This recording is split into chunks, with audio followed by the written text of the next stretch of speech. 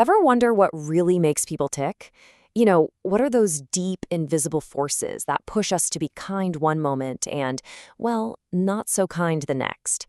Today, we're digging into the psychology behind our actions, from the best of us to the worst of us. Let's get into it. This is the big one, right? It's the question that keeps us up at night, the one social psychology has been wrestling with for decades. Are we born good or evil? Or did the situations we find ourselves in end up rewriting our moral code for us?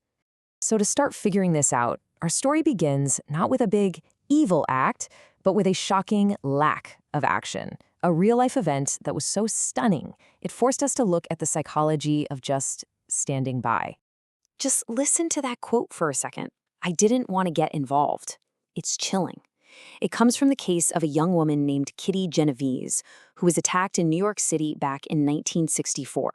And that simple, terrifying sentence became a symbol for a really disturbing discovery about human nature.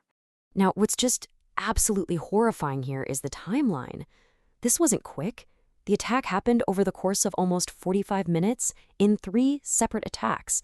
People heard things, people saw things, and yet it took that long for someone to officially call the police? The question is just, why?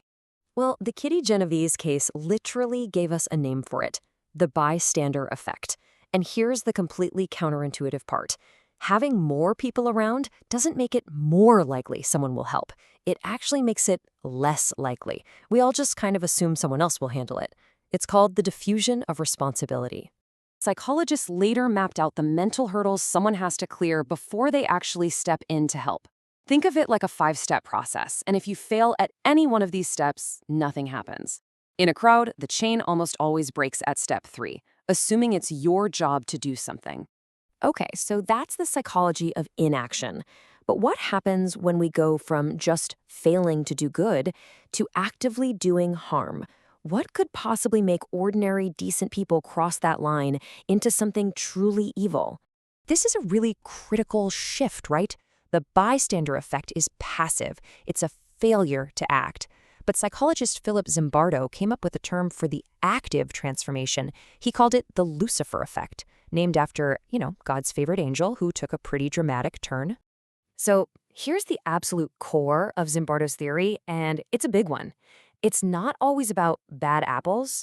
Sometimes it's about a bad barrel. The situation, the system, the roles we're told to play that can totally corrupt otherwise good people.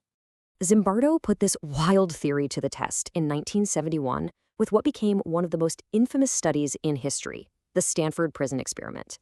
He got a bunch of healthy, normal college kids, flipped a coin to make them either prisoners or guards, and stuck them in a fake prison. It was supposed to last 2 weeks. They had to shut it down after just 6 days because things got way too real, way too fast. And that was his big takeaway. The guards, who were just normal students, became sadistic. The prisoners became broken and passive. It was a terrifying look at how a powerful situation can completely steamroll a person's individual personality and morals. But let's be honest, what about the bad apples? The situation is powerful for sure, but what happens when a person is already kind of wired for manipulation, for exploitation, for a serious lack of empathy? Well, that's where we run into something called the dark triad. So psychologists have identified this little cluster of 3 pretty malicious personality traits. First, you've got narcissism, which is all about that inflated ego. Then there's Machiavellianism, which is basically being a master manipulator. And finally, psychopathy, defined by a total lack of remorse or empathy. They're different, but they definitely hang out together. So it's one thing to have these traits, but how do they actually show up in the real world? Let's take a look at the playbook, the actual tactics these personalities use to control other people. A lot of times it kicks off with something called love bombing. And this isn't real affection. It's a calculated flood of attention and compliments to make you feel like you've met your one true soulmate. But its real goal? To get you hooked, fast. And that love bombing, it's just step 1 in a really nasty, predictable cycle. First, they idealize you. You're the most perfect person in the world. Then they start to devalue you, chipping away at who you are. And finally, when you're no longer useful to them, they discard you, often like you never mattered at all. One of the main tools they use to keep you in that cycle is gaslighting. This is where a manipulator will straight up deny reality. They'll say that never happened or you're just being crazy, all to make you doubt your own mind. It's an incredibly effective way to erode your sense of self.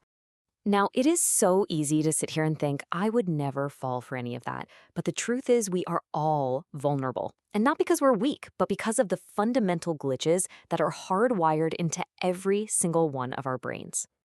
And this really gets to the heart of it. Our brains didn't evolve for the modern world. They evolved to take mental shortcuts to survive. We call these shortcuts cognitive biases. And usually they're helpful, but man, can they lead to some massive errors in how we see the world. I mean, just look at a few of these. Confirmation bias, that's when we only look for information that proves we're right. We all do it. Anchoring bias traps us with the first thing we hear, and the availability heuristic makes us think that whatever we just saw on the news is the most common thing in the world. These biases are running our lives every single day.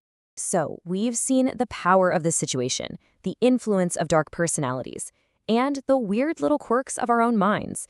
And I know it can all feel a little bleak, but the story absolutely does not end there, because the same research that shows us our weaknesses also points to our capacity for incredible strength. And this might be the most hopeful part of all. Philip Zimbardo, the same guy from the prison experiment, also studied heroism. And he argued that just like evil can be boring and ordinary and inside all of us, so can heroism. It's not about capes and flying. It's about a simple choice to help someone, to speak up, to do the right thing when it's tough. So I'll leave you with this final thought. Understanding all these dark forces, it isn't about making excuses for bad behavior. It's about being aware. Because it's only when we understand what's pushing us around that we can even hope to grab the steering wheel. So what do you think is the biggest force shaping your own actions? Something to think about.